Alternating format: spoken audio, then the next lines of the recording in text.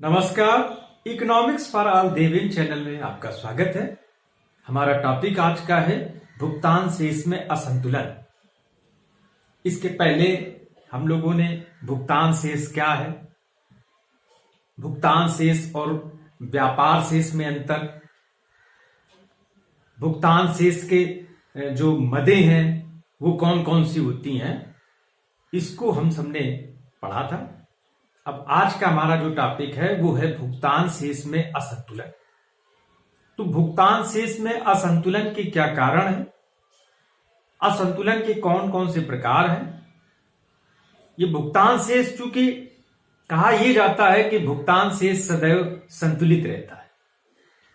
अब संतुलित रहता है चूंकि डेबिट और क्रेडिट दोनों दोहरी प्रविष्टि के कारण भुगतान शेष का जो योग आता है वो बराबर होता है, किंतु इसमें देनदारी पक्ष, लेनदारी पक्ष, इस प्रकार के जो क्रेडिट और डेबिट साइड है इसमें असाम्य उत्पन्न हो जाता है।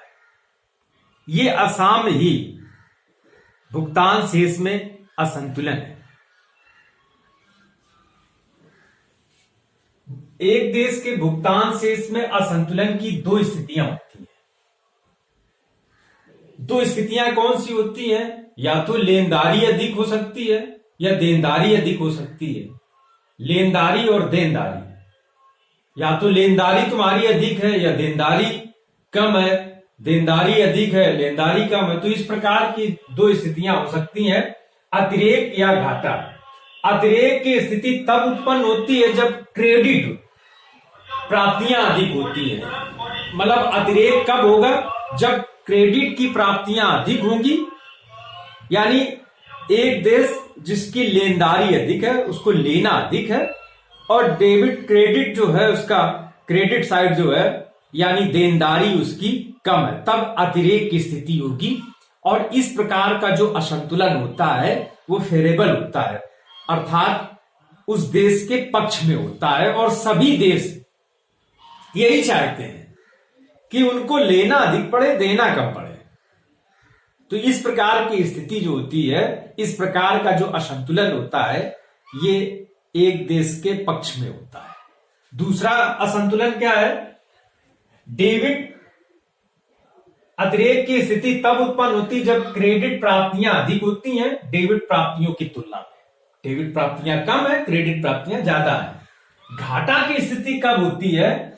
घाटा की स्थिति तब होती है जब डेबिट प्राप्तियां अधिक, अर्थात हमें देना अधिक है, क्रेडिट प्राप्तियां कम है, लेना हमें कम है। तो इस प्रकार की स्थिति कोई भी देश नहीं चाहता है, किंतु चाहने से तो कुछ होता नहीं है। हमारे देश की जो आर्थिक स्थिति है, व्यापार, अंतरराष्ट्रीय व्यापार और सेवाओं की व्यापार, इस प्रकार की जो स्थितियां होती हैं, उन्हीं स्थितियों से भुगतान संतुलन में क्रेडिट और डेबिट साइड तैयार होता है। अतिरेक की स्थिति सभी देश चाहते हैं कि उसकी क्रेडिट साइड जो है प्राप्तियां अधिक हो और देनदारी कम हो। अब देखते हैं भुगतान शेष में असंतुलन के प्रकार, कि भुगतान शेष में जो ये असंतुलन है, जो असाम्य की स्थिति है, अर्थात जो लेनदारी पक्ष और देनदारी पक्ष में जो असंतुलन है, वो किन कारणों से उत्पन्न हो जाता है। यद्यपि कोई भी देश अतिरेक के लिए घाटा नहीं चाहता है, फिर भी हर देश की अलग अलग परिस्थितियां और अर्थव्यवस्था की स्थितियां होती हैं। तो उसमें पहला असंतुलन जो है वो चक्रीय असंतुलन है। चक्रीय असंतुलन व्यापार चक्र व आयात की मांग की लोच के कारण इस प्रकार का असंतुलन उत्पन्न होता है। दो प्रकार इसके जो दो कारण हैं वो जिम्मेदार हैं। एक पहला है व्यापार चक्र। हम जानते हैं कि व्यापार में मंदी और तेजी साथ साथ चलते हैं। कभी व्यापार में तेजी आती है, कभी मंदी भी आ जाती है। तो ये जब कोई भी देश व्यापार चक्र में जब तेजी की स्थिति में है, तो उसके देश में उत्पादन अधिक होगा, निर्यात अधिक होंगे, उसकी देनदारी अधिक होगी, लेनदारी अधिक हो जाएगी। जब अब देखते हैं भुगतान शेष में असंतुलन के प्रकार, कि एक देश के भुगतान शेष में जो असंतुलन है वो कौन कौन से प्रकार हैं उसके। एक पहला प्रकार है चक्रीय असंतुलन। चक्रीय असंतुलन व्यापार चक्र व आयात की मांग की लोच के कारण इस प्रकार का असंतुलन उत्पन्न होता है। व्यापार चक्र हम जानते हैं कि व्यापार के साथ साथ जो तेजी और मंदी की अवस्थाएं भी चलती हैं। कभी व्यापार में तेजी है तो कभी मंदी भी आ जाता है। जब एक देश के व्यापार चक्र जब मंदी की स्थिति है तो उसका उत्पादन कम हो जाएगा। उत्पादन कम होने से वस्तुओं की जो पूर्ति है वो कम हो जाएगी। वस्तु की पूर्ति कम है तो आयात के द्वारा वस्तु की पूर्ति की जाएगी, आयात बढ़ जाएंगे, अर्थात उसकी देनदारी बढ़ जाएगी। दूसरे साइड में चले जाएं, जब अर्थव्यवस्था में तेजी की स्थिति है, उत्पादन अधिक होगा, निर्यात अधिक होंगे और अर्थव्यवस्था में जो लेनदारी है, क्रेडिट साइड प्राप्तियां वो बढ़ जाएंगी। आयात की मांग की लोच भी, यदि किसी देश में जो आयात की मांग की लोच कम है तो वहां पर तुम्हारे देश की जो वस्तुएं हैं वो मंगाई जाएंगी, कीमत वृद्धि का उस पर कोई प्रभाव नहीं पड़ेगा। तुम्हारी अर्थव्यवस्था में जो लेनदारी है वो बढ़ जाएगी और उसके विपरीत स्थिति भी हो सकती है। तो दूसरा कारण क्या है? सुदीर्घकालीन असंतुलन। अर्थव्यवस्था के एक चरण से दूसरे चरण में प्रवेश के कारण इस प्रकार के असंतुलन उत्पन्न होते हैं।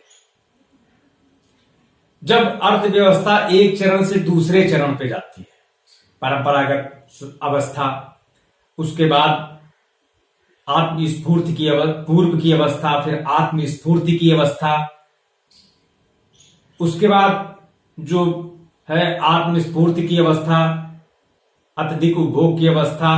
तो इस प्रकार की जब अवस्थाओं एक चरण से दूसरे चरण में जब अर्थव्यवस्थाएं जाती हैं तो उनके जो क्रेडिट और डेबिट साइड है, जो लेनदारी है, देनदारी है, उसकी स्थितियां भी बदल जाती हैं।